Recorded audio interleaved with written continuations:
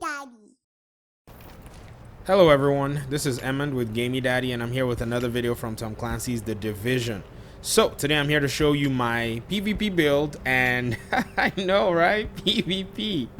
Okay, so here's the story. I went into the dark zone. I went to play Last Stand actually. I put together a cookie cutter build. I decided it was going to be Nomad, and I got in there. I got kills. I kicked butt. And I did very well. Now, one thing people have to know in the division is, you know, fine, you may be a hardcore PvP player, but you have to understand that player skill is very important in this game. You cannot get away with it. You can have a strong build and still get killed like crazy. But if you have some skill, if you're able to outclass the other person, you'll be able to beat people at, one-on-ones, 1v2s or whatever. But in Last Stand, everyone is running 9,000 firearms. Their guns are like literally laser beams. They will cut through you in a heartbeat. So what is my build about? My build is based around my SMG. Even though it doesn't do a lot of damage, it still does a decent amount of damage. I was able to get kills and all with it.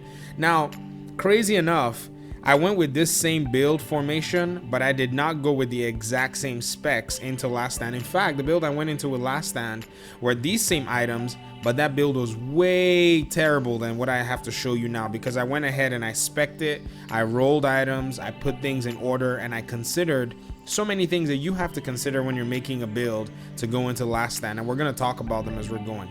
So, Vest of the Nomad. This gives me, I have exotic damage resilience. You're going to have to deal with fire. You're going to have to deal with seeker mines. Deal with it.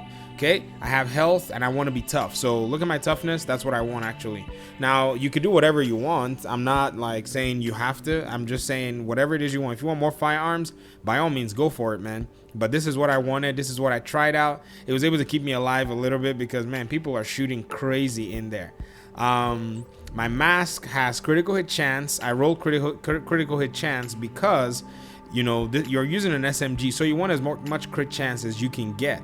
Now, don't worry about your stats. They all normalize in there, so whatever you see is low here is going to look really good when I'm in the Last Stand mode. Health, burn resistance. Pay attention to this bad boy here, because people using flame turrets and people using seekers, you can never run out of enough of them in that Last Stand mode. So one thing that you want to do is roll burn resistance everywhere that you can get it. My backpack even comes with burn resistance, and so that's why I took stamina here. I could roll a better stamina stat, but hey, it doesn't even make any difference.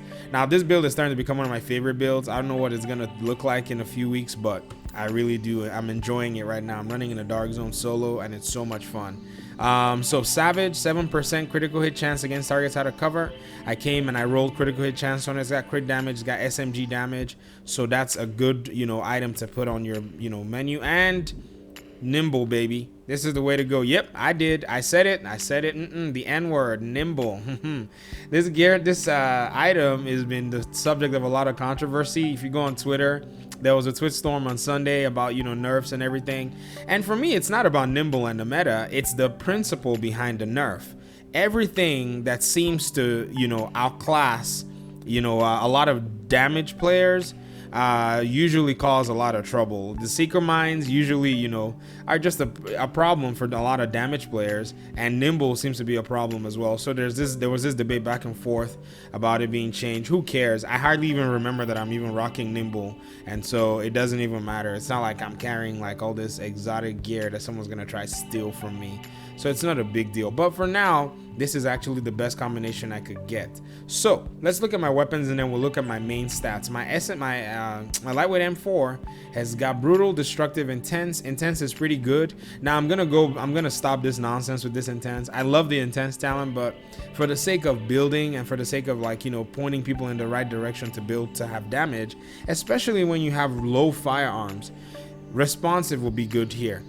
Unforgiving will be good here. Okay, so don't mind me, don't pay attention to me. Competent would also be good in a place like this. So I'm gonna go use my lightweight M4 blueprint. Yep, the one that they sold. Woo! And I'm gonna roll something as good as to the best possible roll I can get.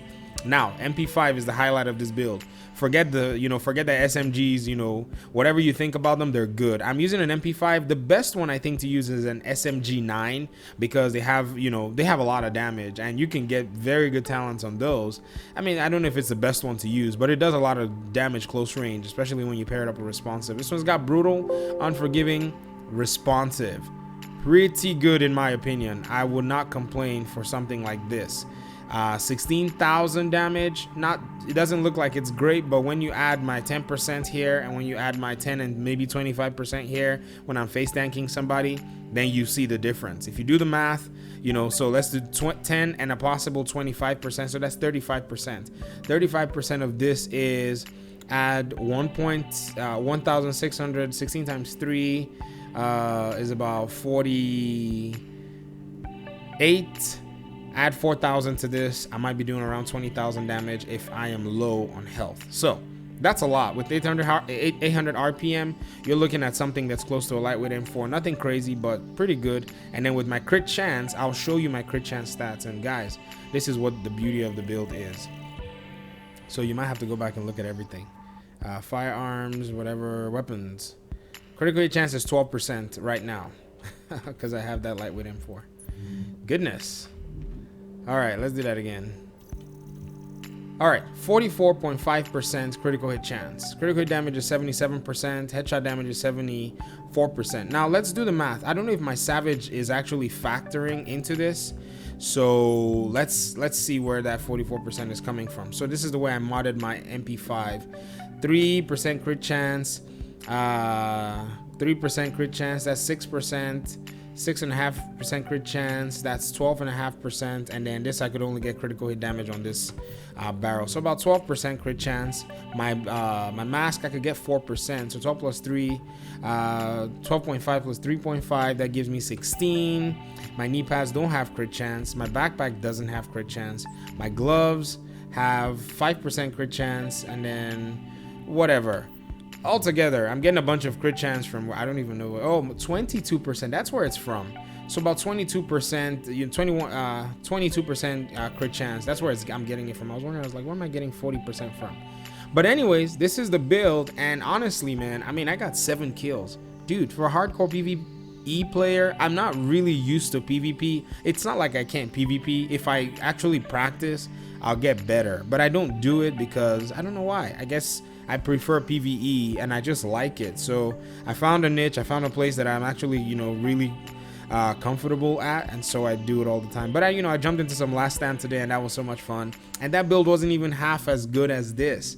I'm gonna put up some footage so you guys can see. I'm only gonna put the side where I kill people, by the way. So don't come give me that, oh, but you didn't die crap. Nope. I'm gonna put up the good stuff. I'm not gonna put up where I actually got melted. Let's just go through the Nomad gear pieces, and then I'll cut tape here so it's not too long. 15% health on kill, 2-piece. 3-piece grants me a constant small amount of healing, which I'm regenerating at all times my health. And then 4 pieces, when receiving fatal damage, you're instead healed to full health. Can happen once every 4 minutes. Now also you got to know that when you put on your Nomad pieces, you have a cooldown. It's like a 4-second cooldown. So let me show you. Let me switch my backpack to something else.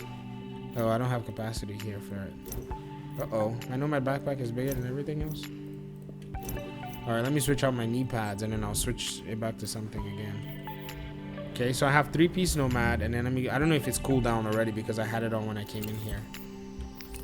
All right, there it is. If you look on the bottom of my screen under my grenades, you're gonna see the Nomad symbol there. It has a 4-minute cooldown when you don it. So when you put it on, you gotta wait at least 4 minutes. So in Last Stand, you have at least 3-4 procs to be able to get this going. So anyways, that's my SMG build, and I'm gonna be rocking it for Last Stand. I'm gonna be running solo with it just because it's a different feel. It's a different mindset in playing a game like that. And you can't get a lot of procs because the Last Stand game is only a few minutes long, and with the 4-minute cooldowns. But you never know, man. You face somebody one-on-one, they're trying to damage you, you're damaging them, and then you surprise them when you don't die, and then you take them down. So thank you so much for watching. I appreciate you guys. Don't forget to click that subscribe button. It'll help the channel, it'll help the community. Thanks once again, and peace.